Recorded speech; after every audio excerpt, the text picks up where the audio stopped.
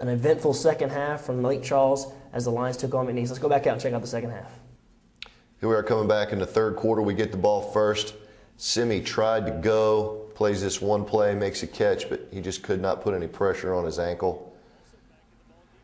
Again, a great run by Jasper. Now, Jasper had a hip pointer at halftime. We didn't know if he could go. As you can see, he gets caught here from behind, but that was a great run by Jasper Ducksworth. Again, gets the ball down to the 1 yard line for us. And then Brian runs it in on the quarterback sneak. Here's Brian Reynolds. Brian had 2 sacks on the night, played a great game for us. We call it our psycho package, where we get Brian up at defensive end, letting pass rush. And here's a huge point in the ball game with Wesley Ladner blocks a punt. Clint Coleman picks it up and runs it down to the 1 yard line. A couple weeks in a row now where we've blocked a punt. It's a big part of our game right now. Great effort by Wesley, laying out, taking the ball off the foot. Good job by Coach Garvin scheming up this punt block. And then Zeke runs it in, which puts us ahead, gives us the lead, 28-24. Again, they've got lots of weapons on offense. They run that football. Their offensive line does a good job. They're good coverage downfield. Make the quarterback throw it underneath. Again, you can see his athleticism running the football, scrambling around. Here we are. We had to punt the ball. 52-yard punt by our freshman punter. And their return man fumbles the ball at the end of the play.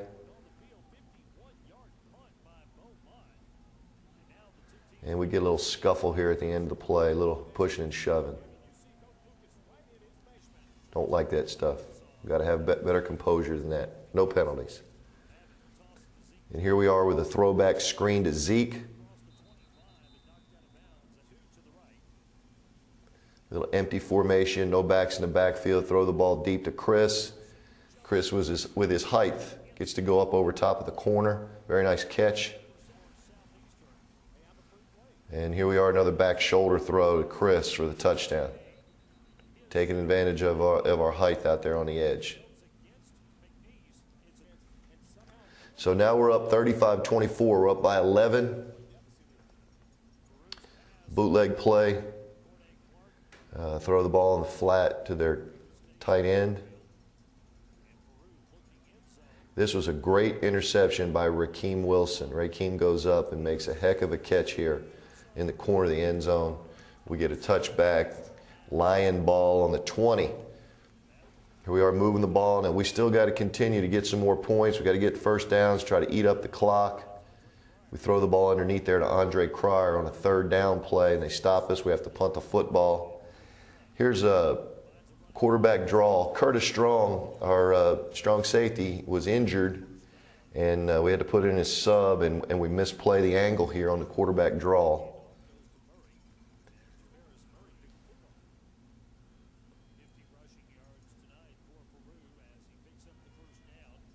Back in the fourth quarter. Again, bad play here. We need to read that tight end's release, and we get our eyes in the backfield, and we step up on the play action. We don't play the tight end, which gives him a chance to get down in here deep. And then they throw a little drag route underneath. Our linebacker gets outflanked, and then they run it in here for a touchdown, make it 35-30. They go for 2. We blitz the corner off the edge, get the quarterback to make a bad throw, so we keep the game at 35-30. Here's a handoff to Zeke, where they get a tackle for a loss. There's a nice catch and run by true freshman Greg Johnson, who was subbing for Simi. But we don't make it here. We punt the football. We give them the ball back. This is a great effort play by Kendrick Jackson. Kendrick comes from behind, strips the ball out. We get the football back. 7 minutes to go in the game. We've got to run the clock out. Here's a nice call by Coach Condell on the speed option. We get a first down. We're driving the ball. 5 minutes left in the game. We put in Tyler Beatty to run the ball. Again, we're trying to eat up clock.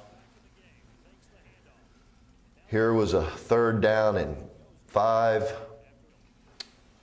So we come in to kick the field goal, and Jeff Turner misses the field goal, which would put us up by 8. Here's a big third down play where we miss a tackle in the flat. If we make that tackle, it puts them in 4th and 5. We've got to make that tackle. Here's a great throw by Faroux over the top. Here we are blitzing off the edge, and we get called here for a horse collar tackle. Our guys have to be smarter than that. It was a great effort by Kendrick running the quarterback down for the sack, but we cannot grab the shoulder pads from behind. Here's a quarterback draw. We missed 2 tackles. Gets down inside the 10-yard line. About 40 seconds left in the ball game, and they throw a touchdown pass. So we've got 39 seconds left on the clock. We try to make a last-ditch effort to get into field goal range, but last play, Brian was actually past the line of scrimmage when he made that throw. So we lose it by a point, 36-35. Coach, a heartbreaking loss. You lose by 1 point to a very good football team in McNeese State, ranked number 11 in the country, and you had a chance to beat them on the road.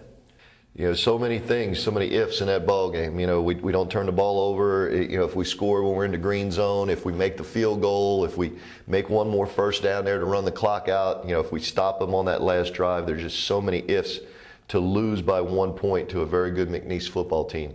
You know, we had a lot of heartbroken young men in that locker room, but you know, we've got to rebound and we got to get ready to play Central Arkansas this week. Coach, what does that tell you about your ball club? I mean, this is a very good football team, knocked off Appalachian State. You're right there, and it doesn't get any easier, though. Central Arkansas and Stephen F. Austin kind of murderers row these 3 games in conference play. But what does it tell you about your football team after this one? You know, we've got a good football team, and still a young football team. But there's so many things that we have to learn. You know, if we're going to get to the point where we're going to be in the race year in and year out, there are so many lessons to be learned, and this was a lesson for us this week. You know, there was little things in there. We got to take care of the football. We have to be smart and run the clock. We wasted some timeouts during that football game on some personnel substitutions because we had several guys injured. We can't waste timeouts. You know, how huge if we'd had 2 timeouts there with 40 seconds left at the end of the game, possibly get back in field goal range again. So lessons to be learned to help us in the future.